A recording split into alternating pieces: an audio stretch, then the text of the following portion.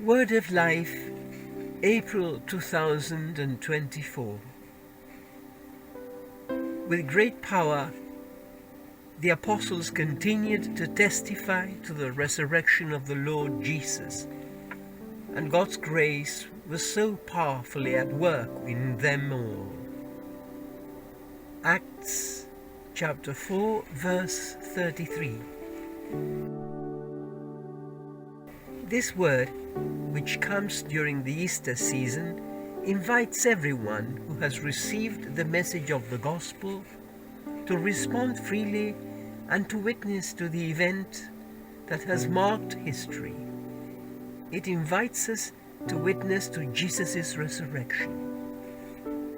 To fully understand the meaning of this verse, taken from the Acts of the Apostles, it is helpful to quote the sentence that precedes it. The believers were one in heart and mind. No one claimed that any of their possessions was their own, but they shared everything they had. With great power, the apostles continued to testify to the resurrection of the Lord Jesus, and God's grace was so powerfully at work in them all. The text describes the first Christian community filled with the power of the Spirit and characterized by a sense of fellowship that urges each member to proclaim the good news of the gospel to everyone, namely, that Christ is risen. These are the same people who, before Pentecost, were alarmed and frightened by the events that had taken place, but have now come out into the open and were ready to bear witness even to the point of martyrdom. This was thanks to the power of the Spirit that swept away fear and apprehension. They were one heart and one soul. They practiced mutual love to the point of sharing their possessions, and this way of life was involving an always greater number of people.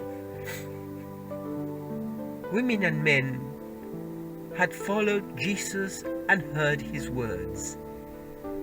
They had lived alongside him, loving and serving the sick and those regarded as the least in society.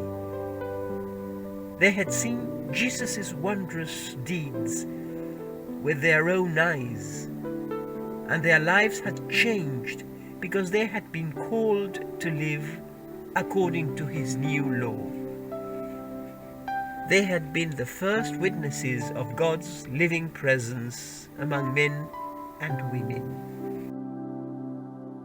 But what does it mean for followers of Jesus to be witnesses today?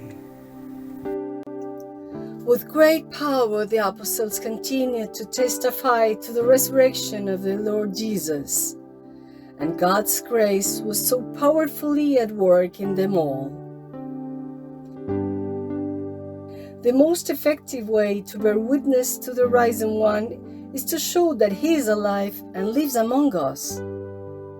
If we live his word, keeping love for our neighbor alive in our hearts, if we strive in a special way to always keep mutual love at the basis of our relationships, then the risen one will live in and among us. He will radiate his light and grace around us, transforming our surroundings and producing incalculable fruits. Through his Spirit, he will guide our steps and actions and create opportunities for us to share his life with people who are in need of him.